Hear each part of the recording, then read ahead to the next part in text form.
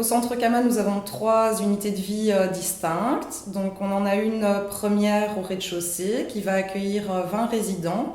Donc, qui sont des personnes qui sont beaucoup plus vieillissantes et qui demandent une attention plus particulière au niveau médical.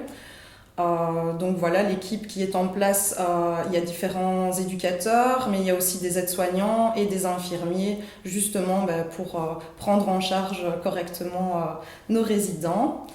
Ensuite, il y a une seconde unité de vie, donc au niveau 1, donc qui s'appelle Bora Bora, qui accueille 15 résidents.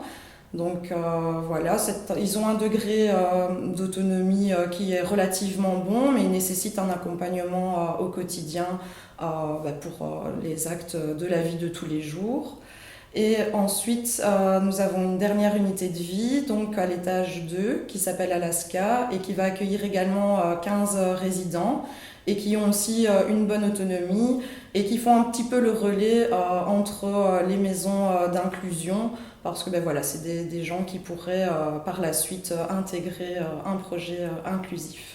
Au niveau du personnel, dans les 2 unités de vie donc plus autonomes, on est sur des choses à peu près identiques. Donc il y a une équipe pour chaque unité de 4 éducateurs qui tournent dans des prestations qui peuvent aller de 8h30 à 16h et jusqu'à 19h.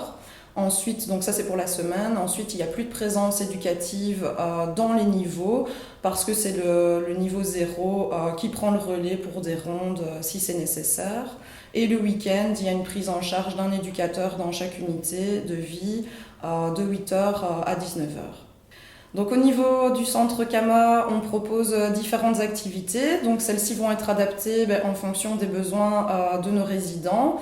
Donc on a des activités qui sont communes aux 3 unités de vie, mais qui vont peut-être justement être orientées de manière différente pour répondre aux besoins.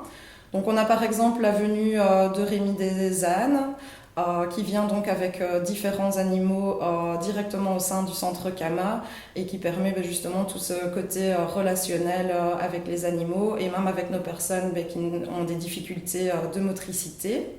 On a aussi une psychomotricienne donc au centre Kama qui propose des activités pour l'ensemble, donc aussi bien pour les inclusions que pour les résidents du centre Kama. Nous proposons également différentes activités, donc artistiques, manuelles, généralement qui sont basées sur les thématiques importantes de l'année.